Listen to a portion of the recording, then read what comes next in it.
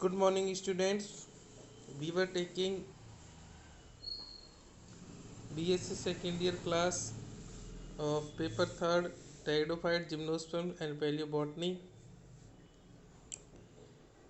We have studied the general characters of Pteridophyte. Now we will discuss on similarity between Pteridophytes and Bryophytes.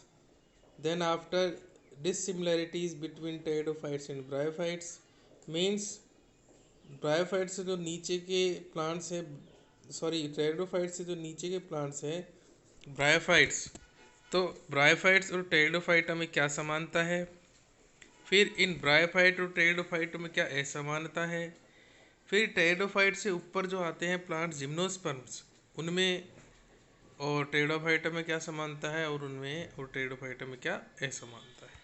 ठीक है, तो हम यहाँ पे डिस्कस करते हैं। सबसे पहले आप देखिए कि similarity between pteridophytes and bryophytes. देखिए, both heteromorphic alternation of generation. Heteromorphic का मतलब बोथ यानी दोनों, दोनों में क्या है, मॉर्फिक का मतलब क्या होता है आकारिकी, और हेटेरो का मतलब क्या होता है विषम। विषम आकारिकी का अल्टरनेशन, पीढ़ी एकांतरण, अल्टरनेशन ऑफ जनरेशन। अल्टरनेशन का मतलब क्या होगा एकांतरण, और जनरेशन का मतलब पीढ़ी। तो दोनों में हेटेरो पीढ़ी एकांतरण कैसा पाया जाता है, हेटेरोमॉर्फिक। अब ये देखिए, आपको मैं बता देता हूँ, मैंने आपको बताया था किसी भी प्लांट्स के जीवन काल में दो प्रावस्थाएं पाई जाती है। एक तो होती है स्पोरोफाइट जिसको बोलते हैं बीजाणुद्भिद, और एक होती है गैमेटोफाइट जिसको बोलते हैं युग्मकोद्भिद। ये दो प्रावस्थाएं एक पौधे के जीवन चक्र में पाई जाती है। अगर हम टेरिडोफाइटा की बात करें तो दोनों में टेरिडोफाइटा में ये जो परिस्थितियाँ होती है, ये दोनों की दोनों, सॉरी टेरिडोफाइटा में ये जो अवस्थाएं होती है ये दोनों क्या है एक दूसरे से बिल्कुल भिन्न होती है आकारिकी यानी देखने में। ठीक है, इसी प्रकार ब्रायोफाइटा में भी स्पोरोफाइट यानी बीजाणुद्भिद और गैमेटोफाइट यानी टेरिडोफाइट ये दोनों एक दूसरे से बिल्कुल भिन्न होती है। तो दोनों में ये समानता होगी टेरिडोफाइटा और ब्रायोफाइटा में कि भाई इन दोनों की जो पीढ़ी एकांतरण है। तो पीढ़ी एकांतरण कैसे, स्पोरोफाइट के बाद में आती है गैमेटोफाइट, गैमेटोफाइट के बाद में क्या आती है स्पोरोफाइट, फिर से वही स्पोरोफाइट के बाद में क्या आती है गैमेटोफाइट, और गैमेटोफाइट के बाद में क्या आती है वो स्पोरोफाइट। तो ये पीढ़ी एकांतरण इन दोनों के बीच में क्या है चलता रहता है। अब ये पीढ़ी एकांतरण कैसा है, ठीक है, तो वही बात यहाँ पे बता रहे कि ये कैसा है, दोनों में हेटेरोमॉर्फिक है। ठीक है, फिर सेक्सुअल रिप्रोडक्शन देखिए आप, यानी लैंगिक जनन जो होता है वो दोनों में ऊगेमस टाइप का होता है। मैंने आपको बता दिया ऊगेमस तीन तरीके का सेक्सुअल रिप्रोडक्शन लैंगिक जनन होता है, एक तो आइसोगेमस, एक एनाइसोगेमस और एक ऊगेमस। आइसोगेमस में तो क्या होता है कि भाई जो नर जननांग और मादा जननांग दोनों क्या होते हैं सेम होते हैं, नरयुग्मक और मादा युग्मक सेम साइज के, उनकी फिजियोलॉजी यानी कार्य की काम करने का तरीका भी सेम होता है।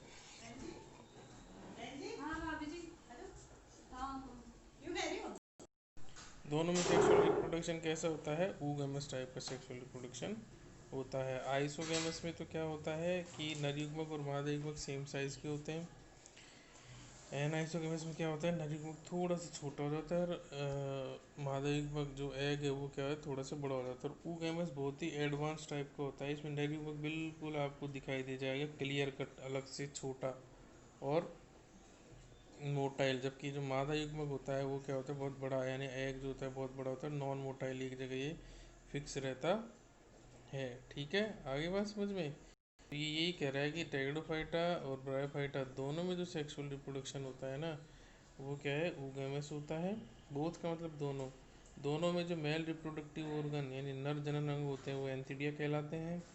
दोनों में जो फीमेल रिप्रोडक्टिव ऑर्गन है वो आर्किगोनिया कहलाती है। ठीक है, और दोनों में जो स्टेराइल जैकेट रहता है ना वो आर्किगोनिया के चारों तरफ अराउंड द सेक्स ऑर्गन्स, यानी कि एंथिडिया और आर्किगोनिया होती है, इन दोनों के चारों तरफ एक स्टेराइल जैकेट जो होता है वो पाया जाता है। ठीक है, क्या हो गया, फिर इसके बाद में देखिए आप कि है ना both water essential for fertilisation, दोनों को निषेचन के लिए पानी की आवश्यकता पड़ती है। आगे बात समझो। अब आप देखिए ब्रायोफाइट, ये इंपॉर्टेंट है। ब्रायोफाइट, ब्रायोफाइट क्या है? ऑल आर होमोस्पोरस, यानी जितने भी ब्रायोफाइट्स हैं ना वो सारे के सारे क्या है? समबीजाणु है। मतलब जितने भी ब्रायोफाइट है उनमें सब में एक ही प्रकार के बीजाणु का निर्माण होता है। जबकि टेरिडोफाइटा में कुछ तो होमोस्पोरस टेरिडोफाइट से, जो मैंने आपको बताया था जनरल करेक्टर में, यानी कुछ में तो केवल एक ही प्रकार के क्या बनते थे? बीजाणु। जबकि कुछ टेरिडोफाइट, मैंने ट्रिक भी बताई थी, PDEL को, ये टेरिडोफाइट कैसे थे? विषम बीजाणु थे। ठीक है ना? यानी कि ठीक है, नहीं सॉरी, ब्रायोफाइट तो सारे सारे कैसे हो गए? होमोस्पोरस हो गए। जबकि जो टेरिडोफाइटा में क्या है? होमोस्पोरस भी थे और ये हेटेरोस्पोरस भी थे। तो कुछ जो टेरिडोफाइट्स थे ना वो क्या है कि होमोस्पोरस थे। और मैंने आपको ट्रिक बताई थी कि भाई कौन कौन से टेरिडोफाइट हैं वो जो होमोस्पोरस हैं। ठीक है, तो कौन कौन से टेरिडोफाइट होमोस्पोरस थे ये मैंने यहाँ पे एग्जांपल दे रखे हैं। ये सारे के सारे टेरिडोफाइट क्या है? होमोस्पोरस, यानी इनमें एक ही प्रकार के क्या बनते हैं? बीजाणु का निर्माण होता है। टेरिस, डायोप्टेरिस, इक्विसिटम, लाइकोपोडियम, ओफिब्लोसम और ओसमुंडा, ये क्या है? होमोस्पोरस। ठीक, फिर इसके बाद में मैंने आपको देखो बताया था ब्रायोफाइटा में राइजोइड्स पाए जाते हैं। ठीक है ना? जड़ यहाँ पे जो है वो नहीं पाई जाती थी। मैंने बताया था आपको जड़ तनापत्ति की शुरुआत ही कहाँ से हुई थी? टेरिडोफाइटा से। तो यहाँ पे जड़ के स्थान पर राइजोइड्स पाए जाते थे। अब कुछ टेरिडोफाइट्स भी ऐसे थे जिनमें भी राइजोइड्स पाए जाते थे। कौन कौन से? राइनी और साइलोटम। ये देखो आप, ये शुरुआत की, जब हम टेरिडोफाइटा का क्लासिफिकेशन पढ़ेंगे ना, तो जो सबसे पहले क्लास आती है ना उसके मेंबर है राइनिया और ब्रायोफाइट। जैसे आप देखो ये ब्रायोफाइट है, सपोज करो इसको, ये कई सारी क्लासेज में इस तरीके से बांटा गया, और ये टेरिडोफाइट है आपके। ठीक है, और इसको भी कई सारी क्लासेज में बांटा गया है। ठीक है, अब मैंने आपको बताया था विकास ब्रायोफाइटा से किसका विकास हुआ है? टेरिडोफाइटा का। तो ब्रायोफाइटा की जो सबसे लास्ट क्लास है ना, उसी से इस टेरिडोफाइटा की सबसे last class develop, last pteridophyta की सबसे पहली क्लास डेवलप हुई होगी।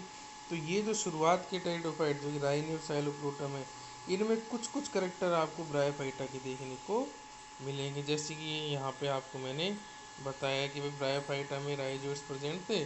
तो फिर यहाँ पे जो कुछ टेरिडोफाइट्स ये शुरुआती हैं, राइनी और साइलोटम, में भी राइजोइड्स प्रेजेंट हैं। ठीक है, तो ये तो क्या हो गई आपकी समानताएं टेरिडोफाइटा और ब्रायोफाइटा में। ठीक है, अब टेरिडोफाइटा और ब्रायोफाइटा में असमानताएं क्या क्या हैं? देखिए आप कि भाई यहाँ पे तो मुख्य पादप शरीर क्या है? वो गैमेटोफाइट होता है। ठीक है, मैंने आपको बताया था ना, बीजाणुत्विद स्पोरोफाइट और युग्मकोद्भिद दो प्रावस्थाएं किसी भी पौधे के जीवन काल में पाई जाती हैं। ठीक है, अब यहाँ पे मुख्य प्रावस्था या फिर मुख्य प्लांट बॉडी ब्रायोफाइटा में तो क्या है? युग्मकोद्भिद। जबकि यहाँ पे क्या है? बीजाणुत्विद है। ये बहुत इंपॉर्टेंट अंतर है। यहाँ पे जो स्पोरोफाइट यानी कि बीजाणुद्भिद क्या होता है? ये या तो पार्शियली या कम्प्लीटली डिपेंडेंट होता है गैमेटोफाइट के ऊपर। मतलब कि यहाँ ब्रायोफाइटा में क्या होता है? ये जो स्पोरोफाइट होता है ना, ये क्या होता है कि इस गैमेटोफाइट के ऊपर निर्भर रहता है, या तो पार्शियल यानी थोड़ी सी चीज़ों के लिए, जैसे भोजन, पानी, आवास में से मान लो भोजन और आवास के लिए हो, पानी के लिए नहीं हो। ठीक है, तो वो तो पार्शियल और कम्प्लीटली यानी तीनों चीज़ों के लिए यदि निर्भर होता है तो वो कम्प्लीटली। जबकि यहाँ पे देखो स्पोरोफाइट जो होता है ना, ये क्या होता है? Independent of gametophyte. ये गैमेटोफाइट से बिल्कुल स्वतंत्र होता है, इस पर निर्भर नहीं होता, ये तो अपने आराम से जीवन गुजारता है। देखो फिर यहाँ पे प्लांट बॉडी, यहाँ पे तो थैलोइड या फिर फोलियोज होती है। ठीक है ना? थैलस का मतलब मैंने आपको बताया था ऐसा पौधा जिसमें कि जड़ तनापत्ति नहीं पाई जाती। जबकि यहाँ पे प्लांट बॉडी में देखो मैंने आपको बता दिया था पहले ही कि जो जो जड़ तनापत्ति की शुरुआत यहीं से हुई थी। तो इसकी प्लांट बॉडी में रूट स्टेम लीफ पाई जाती है। फिर अब आप देखो यहाँ पे संवहन ऊतक जो होते हैं वो एब्सेंट होते हैं, जबकि यहाँ पे संवहन ऊतक प्रेजेंट होते हैं। ठीक है, यहाँ पे भी संवहन ऊतक प्रेजेंट तो होते हैं परंतु झूठे संवहन ऊतक। मैंने आपको बताया था पहले भी क्लियर, संवहन ऊतकों का काम है जड़ एवं खनिज लवणों को लेकर के तो ऊपर जाना, संवहन ट्रांसपोर्टेशन का काम करना। अब वास्तविकता में जो ट्रू वेस्कुलर टिश्यू होते हैं ना, वो तो जाइलम और फ्लोएम से मिलकर बने हुए होते हैं। ठीक है, अब यहाँ पे संवहन ऊतक जो है ना, ट्रू संवहन टिश्यू है यहाँ पे जो प्रेजेंट है, नहीं कह रहा क्यों? क्योंकि यहाँ पे जाइलम और फ्लोएम आ जाता है। जबकि यहाँ पे संवहन ऊतक जो है ना, साधारण प्रकार का एक ऊतक होता है जिसको मृदुतक बोलते हैं, उससे मिल करके बना हुआ होता है। अब वो मृत्यु तक काम तो वही संवहन का कर रहा है, परंतु वो सर्वमूलक मैंने बताया जाइलम फ्लोएम से मिलकर बना हुआ नहीं है, तो इसलिए उसको सर्वमूलक अपन नहीं बोलते हैं। ठीक है। फिर अब आप देखो देखो मैंने बताया था कि भाई यहाँ पे जितने भी ये इंपॉर्टेंट है, ऑल आर जितने भी ब्रायोफाइट्स है सारे के सारे क्या है, होमोस्पोरस यानी समबीजाणु के। जबकि यहाँ पे many pteridophytes are heterospory, short heterospory, यानी यहाँ पे ज़्यादातर जो टेरिडोफाइट्स हैं ना वो क्या है, हेटेरोस्पोरस यानी विषम बीजाणु के। यानी कि उनमें दो प्रकार के जीवाणु सॉरी बीजाणु बनते हैं। कौन से? एक तो माइक्रोस्पोर्स और एक मेगास्पोर, यानी लघु बीजाणु और एक गुरु बीजाणु। होमोस्पोरस में ये नहीं पाई जाती है। ठीक है। सम ब्रायोफाइट्स हैज इलेटर्स, कुछ ब्रायोफाइटा में क्या पाई जाती है, इलेटर्स पाई जाती है, जबकि यहाँ पे इलेटर्स नहीं होती। या फर्स्ट ईयर पढ़ चुके हो सारे ब्रायोफाइट्स, सेकेंड ईयर में यहाँ पे कोई इलेटर्स वगैरह नहीं पाई जाती है। फिर अब आप देखो ये है आपके यहाँ पे कि भाई similarity between pteridophyte and gymnosperm. Gymnosperm pteridophyta से विकसित है, टेरिडोफाइटा से किसका विकास हुआ है, जिम्नोस्पर्म का हुआ है। तो कुछ समानताएं आपको देखने को मिलेंगी। क्यों? क्योंकि किसी चीज़ से कोई चीज़ बनी है तो कुछ तो समानताएं देखने को मिलेंगी। तो देखो यहाँ पे बोथ स्पोरोफिटिक, ठीक है, यानी दोनों में यहाँ पे मुख्य पादप शरीर क्या होता है, बीजाणुविद होता है। ठीक है। तो ये स्पोरोफाइट, ये कह रहा है आगे कि स्पोरोफाइट, यहाँ पे प्लांट बॉडी किसकी बनी हुई होती है, स्पोरोफाइट की, जो कि डिफ्रेंशिएटेड, जो प्लांट बॉडी किस में बटी बटी हुई होती है, रूट, स्टेम और लीफ में। मतलब यहाँ पे मुख्य पादप शरीर स्पोरोफाइट होता है, मेन प्लांट बॉडी, और ये स्पोरोफाइट में जड़, तना, पत्ती आपको देखने को मिल जाए। ठीक है। फिर देखो ये कह रहा है सर्सिनेट वेनेशन इन यंग लीफ।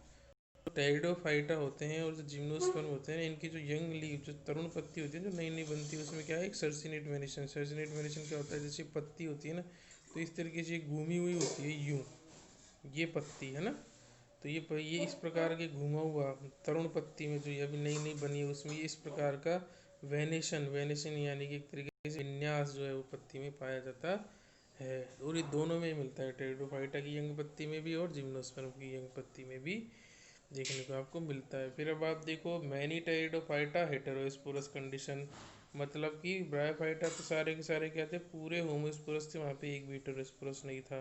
टेरिडोफाइटा में अगर हम बात करें तो यहाँ पे होमोस्पोरस बहुत कम थे, ज़्यादातर क्या थे, हेटेरोस्पोरस थे।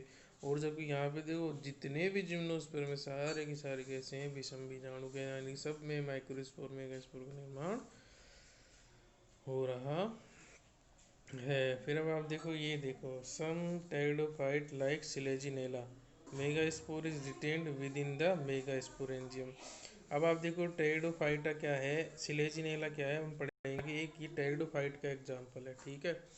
तो इस सिलेजिनेला में क्या होता है, ये विषम बीजाणु का है, यानी यहाँ पे होमोस्पोर हेटेरोस्पोरस कंडीशन पाई जाती है, यानी यहाँ पे दो प्रकार के स्पोर्स या बीजाणु बनते हैं, माइक्रोस्कोप स्पोर लघु बीजाणु, मेगा स्पोर गुरु बीजाणु।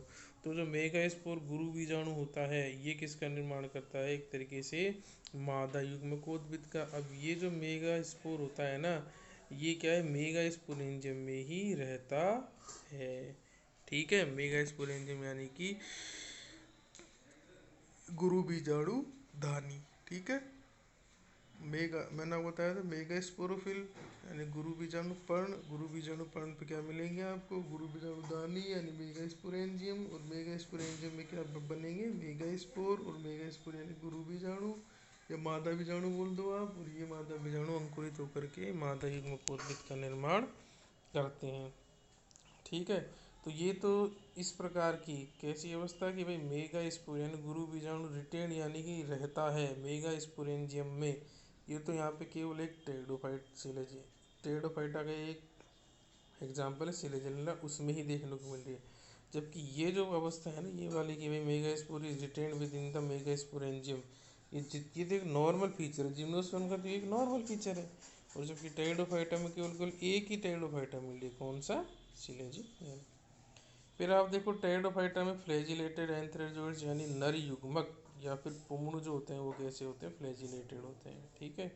जबकि जिम्नोस्पर्म देखो सम जिम्नोस्पर्म, कुछ जिम्नोस्पर्म जो है ना, उन्हीं में फ्लैजिलेटेड पुंगड़ू या एंथ्रेजोइड या नर युग्मक पाए जाते हैं। कौन सी, तो साइकोसोरिक जिम्नोस्पर्म, ध्यान रखना इनके ही केवल के फ्लैजिलेटेड है, बाकी किसी में फ्लैजिला नहीं पाए जाते हैं। फिर अब आप देखो ये यहाँ पे आगे क्या कह रहा है कि भाई टेरिडोफाइटा में भी जाइलम पाया जाता है और यहाँ पे फ्लोएम में पाया जाता है, परंतु जाइलम में यहाँ पे वेसल्स नहीं पाई जाती हैं, मैंने बताया था आपको। और फ्लोएम में यहाँ पे कंपेनियन सेल यानी सहकोशिका नहीं पाई जाती है। कुछ अपवाद थे जिनमें वेसल्स थी और कुछ अपवाद थे जिनमें कंपेनियन सेल थी। जबकि आप जिम्नोस्पर्म में देखो, जिम्नोस्पर्म के में भी जाइलम में क्या है, वेसल्स नहीं है, और फ्लोएम में क्या है, कंपेनियन सेल्स नहीं है। केवल जिम्नोस्पर्म की एक ऑर्डर है नीटेल्स, उसको छोड़ करके। आगे बात समझिए, समानताएं चल रही है टेरिडोफाइटा और जिम्नोस्पर्म की। यहाँ पे भी जाइलम में वेसल नहीं है तो यहाँ पे भी जाइलम में वेसल नहीं है। यहाँ पे भी फ्लोएम में कंपेनियन सेल सहकोशिका नहीं है तो यहाँ पे भी फ्लोएम में विदाउट कंपेनियन सेल यानी यहाँ पे भी सहकोशिका नहीं पाई जाती है। केवल एक अपवाद है नीटेल्स, इसके जाइलम में आपको वेसल्स भी मिल जाएगी और इसके फ्लोएम में आपको कंपेनियन सेल्स भी मिल जाएंगी। तो ये समानताएं हो गई जिम्नोस्पर्म और टेरिडोफाइटा के बीच में। अब आप देखिए डिफरेंस क्या क्या है, difference between pteridophyta and gymnosperm में। तो टेरिडोफाइटा तो यूजुअली ग्रो, टेरिडोफाइटा कहाँ पे, नमी वाले मोइस्ट वाले स्थान पे और शेडी यानी छाया वाले स्थान पे ये ग्रो करते हैं यानी उगते हैं। जबकि जो जिम्नोस्पर्म है ना, वो सारे के सारे क्या होते हैं, मोस्टली जीरोफाइट्स होते हैं। जीरोफिटिक का मतलब क्या हो गया, मरुद्भिद होते हैं। अब देखिए मरुद्भिद का मतलब दो प्रकार का डेजर्ट हो गया, कोल्ड डेजर्ट और एक हॉट डेजर्ट। तो जिम्नोस्पर्म जो है ना, वो कोल्ड डेजर्ट में पाए जाते हैं। मतलब एक कोल्ड डेजर्ट ऐसा है जहाँ पे पानी तो है परंतु पौधे इसको ले नहीं पा रहे। जैसे कि हिमालय पे बर्फ वाले स्थान पर पौधे क्या उस पानी को ले पा रहे हैं क्या, नहीं, क्यों, क्योंकि वो बर्फ की फॉर्म में है। तो वो भी एक तरीके से क्या हो गया, डेजर्ट हो गया। ठीक है, आगे बात समझ। फिर मैंने आपके देखो पेज के ऊपर मैंने कुछ छोटी सी इंफॉर्मेशन लिख रखी है जो मैं आपको बता चुका हूँ। फिर अब आप देखिए यहाँ पे टैप रूट पाई जाती है, जो कि कैसी होती है, एफीमेरल यानी कि अल्पकालिक होती है। शीघ्र ही ये अपस्थानिक जड़ों के द्वारा बदल दी जाती है। मैंने आपको यहाँ पे बताया था टेरिडोफाइटा के जनरल करेक्टर में। जबकि यहाँ पे क्या पाई जाती है, टैप रूट पाई जाती है। जैसे मान लो ये कोई सा बीज है, ये बीज जैसे ही अंकुरित होगा तो इससे ये, जैसे मान लो ये कोई बीज है, ठीक है, तो बीज से जैसे ही अंकुरित होगा सबसे पहले जो जड़ निकलती है ना, मोटी सारी है, ये नीचे चलती चली जाती है, ठीक है। अब इसी को क्या बोलते हैं अपन, प्राइमरी रूट, प्राथमिक जड़, ठीक है। और इसी से छोटी छोटी जड़ें निकलती हैं, ठीक। अब मान लो ये पौधे में इसके जीवन काल तक यही जड़ रहती है और इसी से छोटी छोटी जड़ यदि पड़ोस में निकल आए तो इस प्रकार की जड़ को अपन क्या बोल देते हैं, टैप रूट, ठीक है। तो टेरिडोफाइटा में ये टैप रूट तो अल्पकालिक होती है, ये जो निकली है ना। वास्तविकता में क्या होता है, जैसे कि ये बीज, ठीक है, ये टेरिडोफाइटा में ये रूट निकली इस तरीके से। अब ये क्या होती है, अल्पकालिक होती है, थोड़े समय तक ही रहती है और नष्ट हो जाती है। आगे बात समझ, थोड़े समय तक ही नष्ट हो गई। उसके बाद में यहाँ पे बहुत सारी ऐसी जड़ें निकलती जाती हैं, बहुत सारी ऐसी जड़ें निकलती जाती है। तो इन जड़ों को अपन क्या बोल देते हैं, अपस्थानिक या एडवेंटिटियस रूट। तो दो प्रकार की रूट होगी, टैप रूट और एक ये एडवेंटिटियस रूट, ठीक है। आगे बात समझ में। तो टेरिडोफाइटा में जो टैप रूट थी, मूसला मूल थी, वो एफीमेरल यानी थोड़े समय के लिए, अल्पकालिक और सून रिप्लेस्ड यानी जल्दी ही ये रिप्लेस हो जाती है, किसके द्वारा, अपस्थानिक जड़ों के द्वारा। जबकि यहाँ पे टैप रूट ही पाई जाती है। फिर अब आप देखिए और क्या वो है ऐसा मान्यता है टेरिडोफाइटा और जिम्नोस्पर्म में कि यहाँ पे वेस्कुलर कैम्बियम नहीं पाई जाती है, यानी कि यहाँ पे सेकेंडरी ग्रोथ नहीं होती है। दो प्रकार की ग्रोथ मैंने आपको बताई थी, एक तो प्राथमिक वृद्धि और एक द्वितीयक वृद्धि। प्राथमिक वृद्धि यानी प्राइमरी ग्रोथ का मतलब तो होता है पौधे की लंबाई में वृद्धि, जबकि सेकेंडरी ग्रोथ यानी कि द्वितीयक वृद्धि का मतलब होता है पौधे की मोटाई में वृद्धि। अब जो पौधे की मोटाई में या वृद्धि यानी सेकेंडरी ग्रोथ, ये होती किसकी वजह से है, वेस्कुलर कैम्बियम की संवहनता की वजह से। अब यहाँ पे ये लेक यानी अनुपस्थित होना, कमी होना, ये जब टेरिडोफाइटा में वेस्कुलर कैम्बियम ही नहीं है तो इसीलिए यहाँ पे मोटाई या सेकेंडरी ग्रोथ भी नहीं है। जबकि जिम्नोस्पर्म में वेस्कुलर कैम्बियम संवहनता प्रेजेंट होती है, इसीलिए से यहाँ पर सेकेंडरी ग्रोथ या फिर द्वितीय वृद्धि पाई जाती है। पाइनस एक जिम्नोस्पर्म का एग्जाम्पल है, ध्यान रखिए। तो पाइनस को आपने देखा होगा, दिमाग में इमेज लाइए, वहाँ पे सेकेंडरी ग्रोथ होती है यानी द्वितीय वृद्धि होती है, यानी मोटाई वृद्धि होती है। द्वितीय वृद्धि से क्या बनती है, लकड़ी बनती है, ठीक है। आगे बात समझिए, सेवन वेस्कुलर कैम्बियम क्या होती है। जैसे आप देखो ये वेस्कुलर बंडल है, ठीक है, तो यहाँ पे बीच में कोशिकाओं की एक क्या पाई जाती है, परत पाई जाती है। इसी कोशिकाओं की परत को क्या बोलते हैं, संवहन ऐदा या फिर वेस्कुलर कैम्बियम। ठीक है, ये बाहर तो क्या पाया जाता है, dot dot dot dot dot dot, ये तो क्या है, फ्लोएम होता है। और ये बीच में अंदर क्या पाया जाता है, इसमें ये जाइलम होता है। तो ये वेस्कुलर बंडल है, संवहन पूल जिसको अपन बोलते हैं। ठीक है, फिर अब आप देखिए यहाँ पे क्या पाई जाती है, नेक कैनाल सेल्स। मैंने आपको बताया था यहाँ पे तो आर्किगोनिया या स्त्रीदानी या इधर चन्ना मादा जननांग में नेक कैनाल सेल्स पाई जाती है, जबकि यहाँ पे नेक कैनाल सेल्स नहीं होती। बहुत ही अच्छा डिफरेंस याद रखिएगा। यहाँ पे परागनलिका पोलन ट्यूब में नहीं पाई जाती है। जूडियोगेमस टाइप का पॉलिनेशन यानी परागण जो होता है ना, उसमें क्या होता है, नर युग्मकों में कशाभिकाएं पाई जाती है। इस तरीके से नर युग्मक चल करके मादा युग्मक या एग तक पहुंचते हैं। जबकि मैंने आपको बताया इसको क्या पाया जाता है, जूडियोगेमस टाइप का निषेचन। जूडियोगेमस टाइप का निषेचन क्या होता है, यदि नर युग्मक में कशाभिकाएं पाई जाएं, ठीक है, और वो उन कशाभिकाओं की मदद से पानी में तैरते हुए या फिर यूँ कहें चल करके मादा युग्मक तक पहुँचे, तो इस प्रकार के निषेचन को क्या बोलते हैं, जूडियोगेमस टाइप का निषेचन। जबकि यहाँ पे परागनलिका पाई जाती है। मैंने आपको बताया था यहाँ के नर युग्मक यानी एंथेरोजोइड्स में कशाभिकाएं नहीं पाई जाती हैं। ठीक है, तो यहाँ के नर युग्मक तैरते नहीं है, वो तो सीधे पोलन ट्यूब के माध्यम से क्या है, मादा युग्मक तक पहुँच जाते हैं। और इस प्रकार के निषेचन को क्या बोलते हैं, साइफोनोगेमस। साइफन का मतलब एक तरीके से क्या होता है, नलिका ही होती है। जो साइफन है ना, इसका मतलब क्या होता है, नलिका होती है एक तरीके से। फिर अब आप देखिए यहाँ पे क्या है कि होमोस्पोरस टेरिडोफाइट्स जो है ना, उनमें तो development of gametophyte in soil outside the sporangia. मतलब जो होमोस्पोरस टेरिडोफाइट होते हैं, जिनमें केवल एक ही प्रकार के स्पोर्स का निर्माण होता है, उनमें जो गैमेटोफाइट का डेवलपमेंट होता है वो क्या है, मिट्टी में होता है। मतलब कि जब बीजाणु आ गया, ये मिट्टी में आके गिर गया, और इस बीजाणु के अंकुरण से क्या बनता है, गैमेटोफाइट।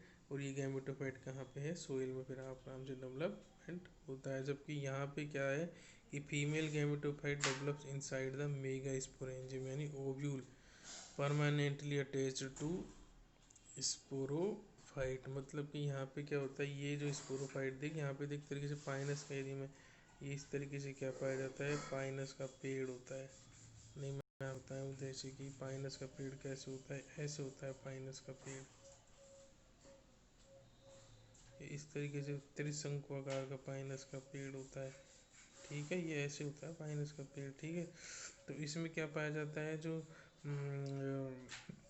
फीमेल गैमेटोफाइट मादा युग्मक जो होता है ना, मादा युग्मक उद्भिद वो डेवलप्स इनसाइड द मेगास्पोरेंजियम।